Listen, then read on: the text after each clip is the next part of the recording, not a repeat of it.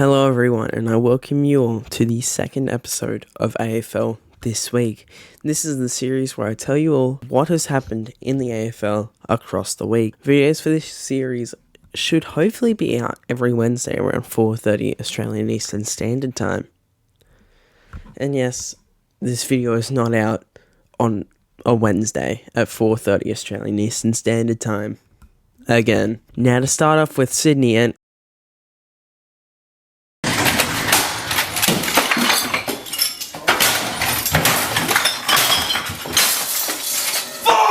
I don't even know how to react to this. Sydney have lost their first game of the season to the Tigers in a dramatic game at the MCG by 5 points. It was a game of momentum, with both sides having huge momentum swings throughout the game, with the Melbourne side holding on for their first win of the season. Tom Lynch was the star for the Tigers, kicking 3 massive goals, but then getting injured. Tim Taranto was also instrumental in the Tigers' win, collecting 35 disposals and a goal. Isaac Heaney was the star for Sydney, grabbing 27 disposals and 2 goals. If I don't see Tim Taranto getting 3 votes and Isaac Heaney getting at least 2 or 1 votes in this game for the Brownlow, I'm going to be pissed. But there's some controversy in this game on 2 incidences. Firstly, Liam Baker has been given a 1-match ban for this hit on Lewis Milligan.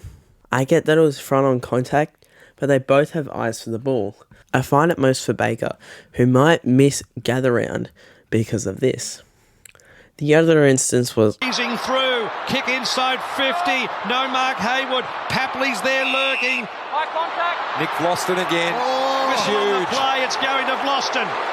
Now, I'm not happy about our performance in this game, but that was not a high tackle. Papley doesn't even touch Vlastuin.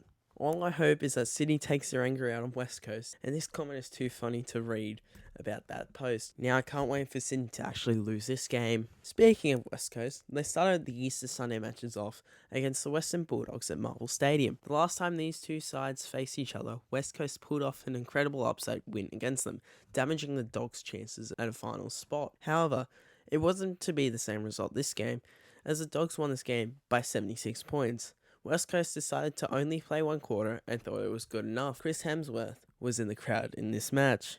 The only thing bad about seeing him on the screen was listening to the commentators speaking about him. And the ball is heading their team's way. Liam Hemsworth?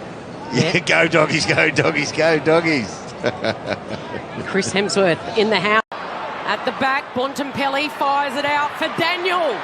Daniel sends it goalward, and the Bulldogs are flexing their muscles with 10 straight, just like Chris Hemsworth. Kelly.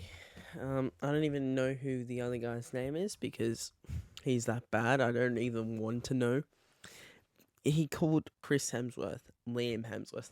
There is a big difference in both of them. And Crimps Hemsworth. Oh crap, the Swans v West Coast game will probably have that commentating team on it. Now on to the big match of the round. It was a grand final rematch between Brisbane and Collingwood. This game was important for both sides, not only because it would be for the upper edge for both teams, but also because they could actually finally win a game. This honour went towards Collingwood as they won this game by 20 points, slumping Brisbane to an 0-3 start to the season. Collingwood started this game out strong, leading by 24 points at the first break.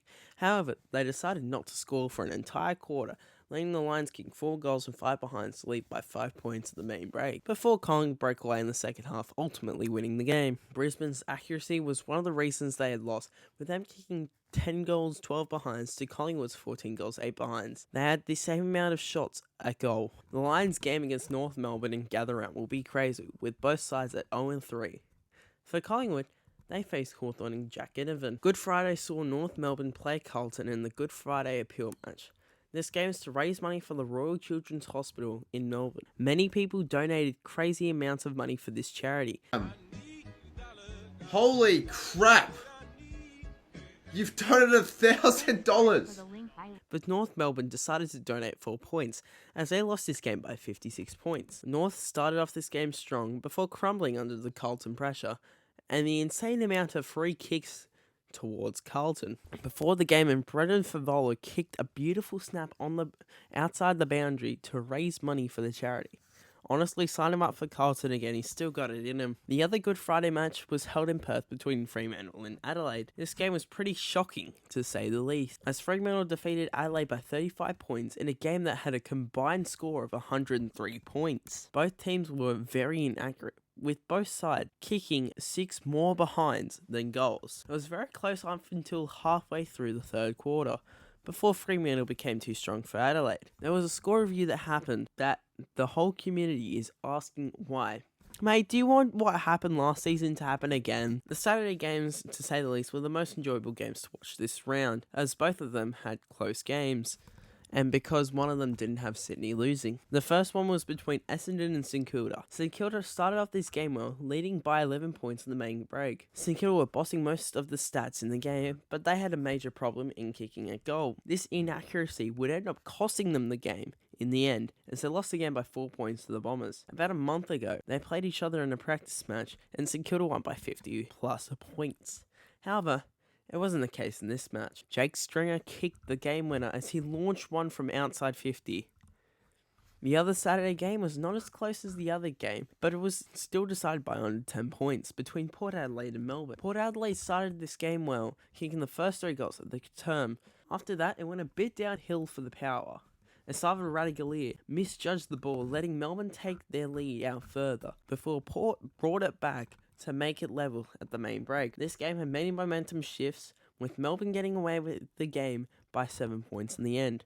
Max Gawn was the star of the match, having 50 hitouts, 20 disposals and a goal. Ben Brown also kicked 3 goals, which was the highest in the match, as everyone else who scored a goal only scored 1 or 2 goals. On to the last game of the round, it was the Easter Monday special between Hawthorn and Geelong for Tom Hawkins' 350th game. A fascinating game to watch, as it either produces close matches or blowouts, with Tom Hawkins pulling out insane clutch moments in this exact fixture. However, this game was sort of different. I don't know what to say of it, to be honest with you all. For starters, let's talk about this miss, literally on the goal line.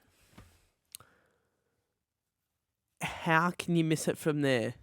It's like you tried to do a torpedo there or something. Mate, you're 2 meters away from goal. Just kick a drop punt. Jack Ginnivan almost got his head taken off as Geelong decided to tackle him above his shoulder, yet no free kicks were paid to the Hawthorn player. I know he's done stuff like that in the past, but you've got to look at it and be, yeah, that's high.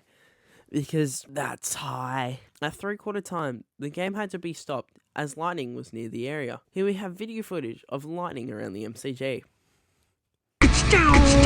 What the fuck? This delay, however, didn't halt Geelong as they went on to win the game by 36 points. What it did do was make Hawthorn's kicking accuracy become shambolic. 2 goals and 6 behinds in that final quarter.